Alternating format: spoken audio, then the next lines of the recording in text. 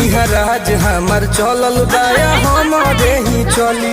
ढेर अइले गइले गुंडा माफिया कटने बाहुबली, केहू के बस के चीज नइखे। इहा राज हमार चलल बाया हमारे ही चली।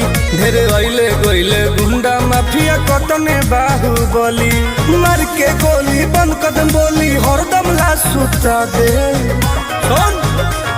माहौल जवन बदली ओहके दुनिया से उठा दे।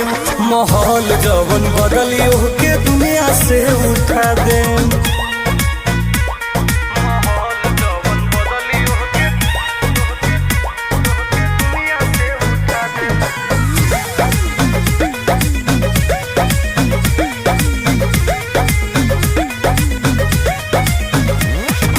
पुलिस प्रशासन सरकार बहम